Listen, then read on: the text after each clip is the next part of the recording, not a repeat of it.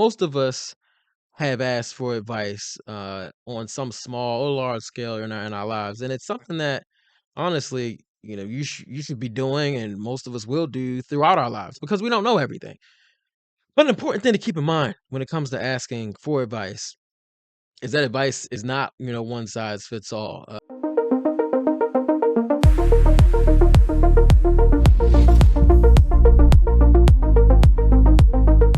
I oftentimes ask multiple people for advice on the same thing. Why do I do that?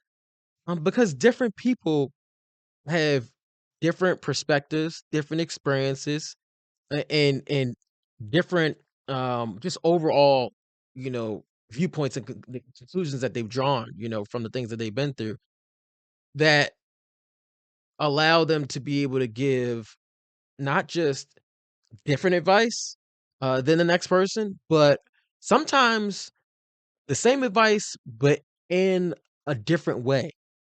And what I mean by that is, let's say you're looking to break up with someone and you ask three different people.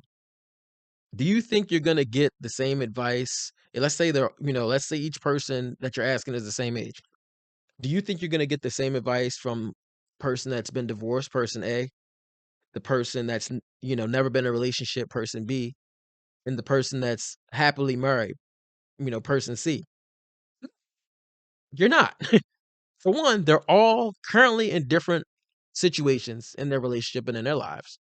Two, they've off the top, had or hadn't haven't had experiences with ending relationships. The person who's never been in a relationship hasn't actually been in a situation where they've had to break up with anyone. So their perspective is going to be, a bit limited because their experience is limited.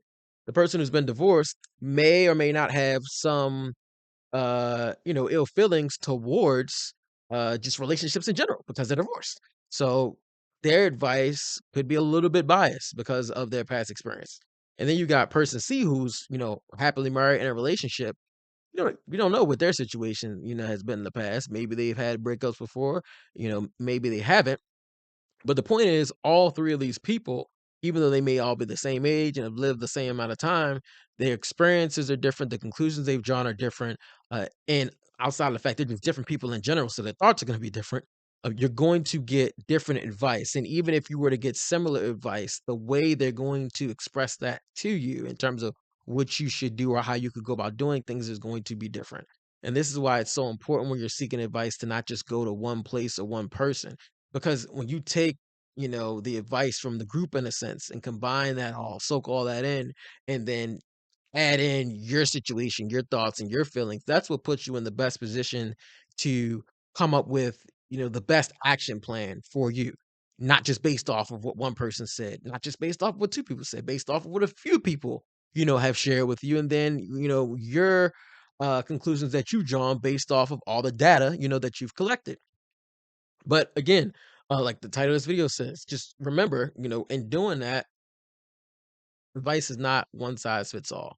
I would say one good example that I think really illustrates that is how they say apple a day keeps the doctor away, and how if you probably type into Google and say what should I do to stay healthy, I'm sure it's going to be a lot of general things that pop up.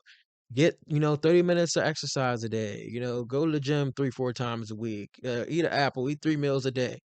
But what you got to think about is, how does that look for someone who doesn't work a typical 9 to 5?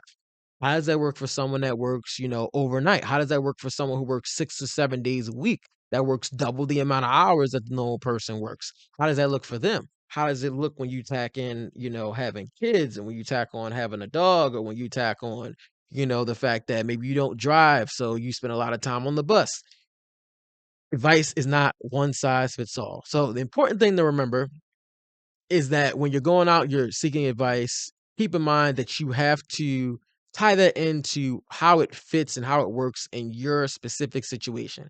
And I think a lot of times when people give, like typical advice, uh, unless they're really close to you, they're not in a position to tailor it all the way, to your situation. That's going to be something that you have to make sure, that you're doing. Because at the end of the day, in order for the advice to really go somewhere, in order for it to help you, you have to find a way to apply it in a way that's realistic, for the situation that you're in. So as you're seeking advice, as you're looking for, guidance, just keep that in mind is that your situation is your situation and only you truly know all the ins and outs of it. And when you're going to get advice, it can, be better for you if you're going to people who know a little bit more about your situation and what you're going through because the advice they give you, they can already kind of do a little bit of the work to tailor it, to what they know you're going through as opposed to just somebody random. But don't discount the random people because their perspective can also be invaluable. It's good to mix it all together so you get, a bigger pool of data. And the more data you have, the more the higher the quality of a solution or of a conclusion, I would say, that you can come to when it comes to, what you should do at the end of the day. All right, got this advice, this advice, this advice, this advice. All right, how do I tie all this into what I'm going through, and how do I turn this into one, whole solution, for me? If you like this video, check out some of the other ones that we've put out. My goal is to help you to the best of my ability, and hey, YouTube's free, so like, share, subscribe. I'll see you in the next one.